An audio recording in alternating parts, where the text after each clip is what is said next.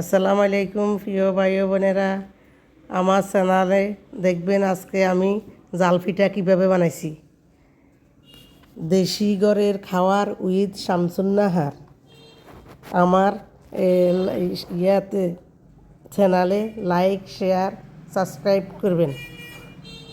তো জাল পিঠা কী দিয়ে বানাইছি আপনাদের সাথে শেয়ার করি। ডিম দিছি, বেকিং পাউডার দিছি, পাতাকপি দিছি, কাঁচামরিচ দিছি, হালকা একটু মরিচের গুঁড়া দিছি, একটু চিনিও দিছি, দিয়ে এগুলা জাল পিঠা বানাইছি। খুব স্বাদ হয়েছে। আজকে বিকালে নাস্তাটা আমি জাল পিঠা বানাইছি, আপনাদের সাথে শেয়ার করি। দেখেন কীভাবে বাজি করি। এইভাবে বাজি করে একদম নরম নরম হয়, খাইতে খুব টেস্ট লাগে। এইভাবে বানাইছি, সব কিছু হাতে মাখিয়ে এলেছি আগে, মাখি তারপরে আটা দিছি, ডিম দিছি, ডিম দিয়ে বলে ডাইলেশন করি পরে যাই পিঠাটা চুলার উপর তেলে দিলাম। এইভাবে বানাইলাম আর কি। আচ্ছা,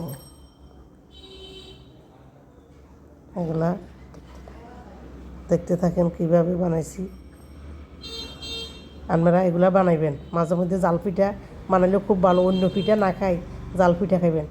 জাল পিঠা মিষ্টিও ন জালও ন, মানে মিডিয়াম দুটোটা। হালকা একটু চিনি দিছি এবং এদি কাঁচামরিচ দিছি, মরিচের গুঁড়োও দিছি।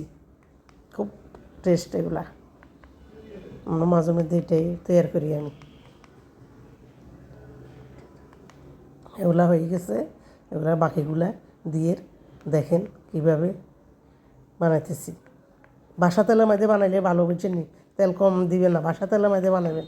তো ওই পিঠা ফুলবো, এবং ফুলবের লাই বেকিং পাউডার দিছি, আবার ডিম দিছি। হ্যাঁ, এগুলা হয়ে গেল। এগুলা লই বাকিগুলা দিলাম।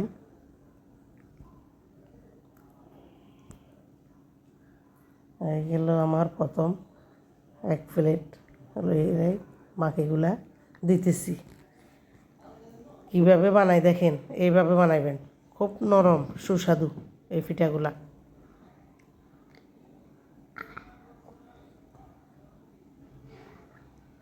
এই তো প্রথম এক ধাপ হয়ে গেল, লইতেছি।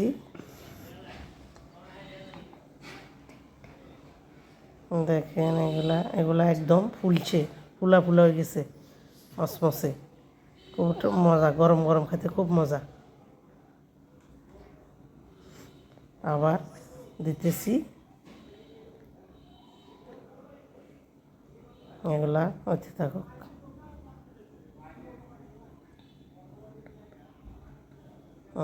আগুন বেশি বাড়াইয়ে দিবেন না, বেশি কমাইয়ে দিবেন না, মিডিয়াম সাইজে দিবেন। বেশি বাড়া দিলে তাড়াতাড়ি ও উপরে দিয়ে হয়ে যায়, ভিতরে নরম থাকি যায়। আর কমাই দিলেও ফুলে না, নিয়ম মতো দিলে পিঠাটা ফুলে, আগুনটা নিয়মে দিলে। এইভাবে বানাইবেন। মনে চাইলে এক এক দিন এক এক পিঠা খাইবেন।